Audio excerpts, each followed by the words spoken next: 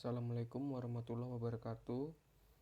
Nama saya Ferdi Nurzikri, NIM C1C018217 akan mempresentasikan tentang ilmu keperlakuan dalam perspektif akuntansi. Perspektif berdasarkan perilaku manusia, psikologi, sosiologi, dan psikologi sosial. Menurut Robbins, ketiga hal tersebut yaitu psikologi, sosiologi, dan psikologi sosial menjadi kontribusi utama dari ilmu keperlakuan. Ketiganya melakukan pencarian untuk menguraikan dan menjelaskan perilaku manusia. Walaupun secara keseluruhan mereka memiliki perspektif yaitu berbeda mengenai kondisi manusia, terutama merasa tertarik dengan bagaimana cara individu bertindak. Fokusnya didasarkan pada tindakan orang-orang ketika mereka bereaksi terhadap stimuli dalam lingkungan mereka, dan perilaku manusia dijelaskan dalam kaitannya dengan ciri, arah, dan motivasi individu. Keutamaan psikologi didasarkan pada seseorang sebagai suatu organisasi. Di pihak lain, sosiologi dan psikologi sosial memusatkan perhatian pada perilaku kelompok sosial.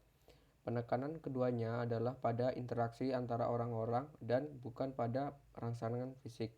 Perilaku diterangkan dalam hubungan dengan ilmu sosial, pengaruh sosial, dan ilmu dinamika kelompok. Psikologi merupakan ilmu pengetahuan yang berusaha mengukur, menjelaskan, dan kadang mengubah perilaku manusia. Para psikolog memperhatikan studi dan upaya memahami perilaku individu. Beberapa hal penting dalam perilaku organisasi. Teori peran. Teori peran menggambarkan interaksi sosial dalam terminologi aktor-aktor yang bermain sesuai dengan apa-apa yang ditetapkan oleh budaya.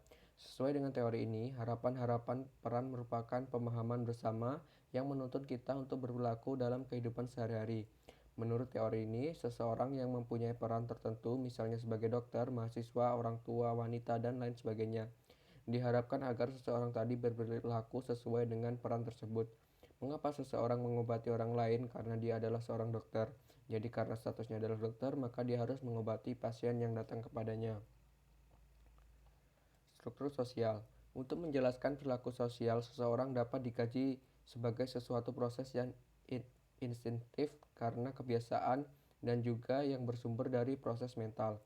Mereka semua tertarik dan dengan cara sebaik mungkin lalu menguraikan hubungan antara masyarakat dengan individu.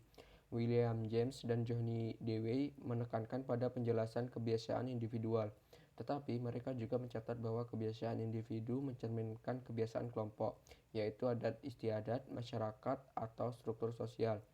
Para sosiolog yakin bahwa struktur sosial terdiri atas jalinan interaksi antar manusia dengan cara yang relatif stabil. Kita mewarisi struktur sosial dalam satu pola perilaku yang diturunkan oleh satu generasi ke generasi berikutnya. Melalui proses sosialisasi disebabkan oleh struktur sosial, kita mengalami kehidupan sosial yang telah terpolakan. James menguraikan pentingnya dampak struktur sosial atas diri, self, perasaan kita terhadap diri kita sendiri. Budaya. Budaya adalah suatu cara hidup yang berkembang dan dimiliki bersama oleh sebuah kelompok orang dan diwariskan dari generasi ke generasi.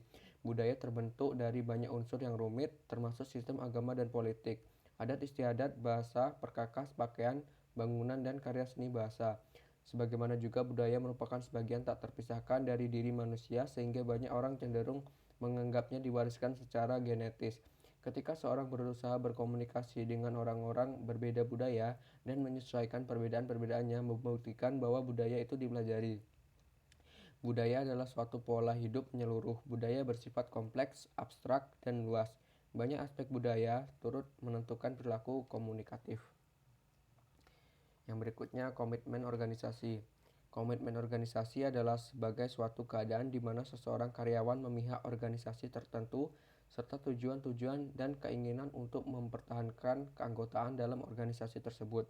Menurut Robbins, didefinisikan bahwa keterlibatan pekerjaan yang tinggi berarti memihak pada pekerjaan tertentu seorang individu, sementara komitmen organisasional yang tinggi berarti memihak organisasi yang merekrut individu tersebut. Dalam organisasi sekolah, guru merupakan tenaga profesional yang berhadapan langsung dengan siswa. Maka guru dalam menjalankan tugasnya sebagai pendidik mampu menjalankan kebijakan-kebijakan dengan tujuan-tujuan tertentu dan mempunyai komitmen yang kuat terhadap sekolah tempat dia bekerja. Yang berikutnya, konflik peran. Konflik berasal dari kata kerja Latin configere yang berarti saling memukul.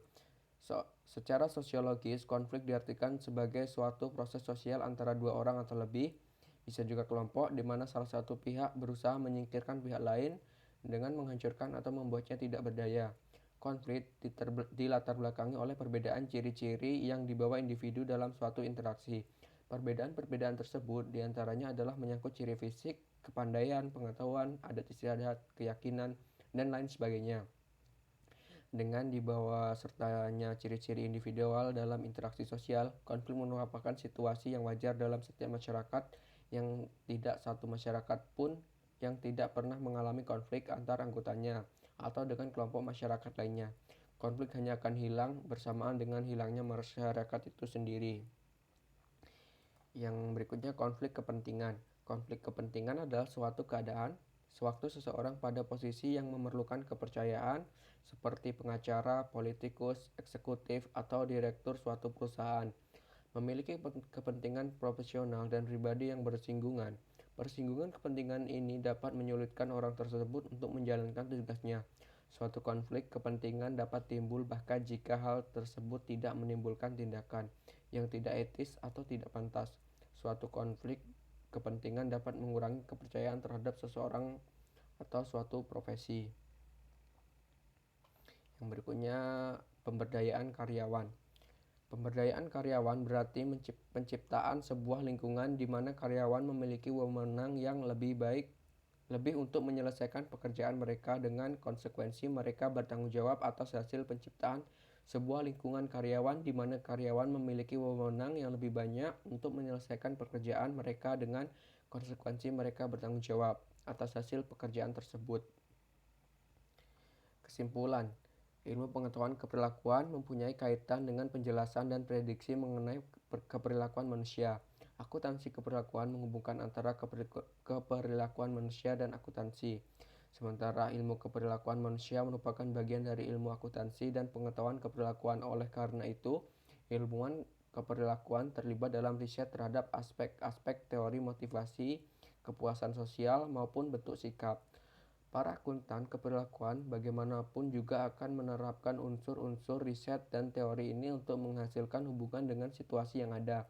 Akuntan keperilakuan praktis diterapkan dengan menggunakan riset ilmu keperilakuan untuk menjelaskan dan memprediksikan perilaku manusia.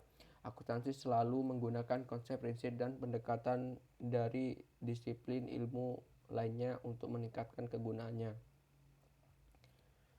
Baiklah, mungkin itu saja yang dapat saya presentasikan. Kurang lebihnya mohon dimaafkan. Saya akhiri, wabillahi taufiq wal hidayah. Wassalamualaikum warahmatullahi wabarakatuh.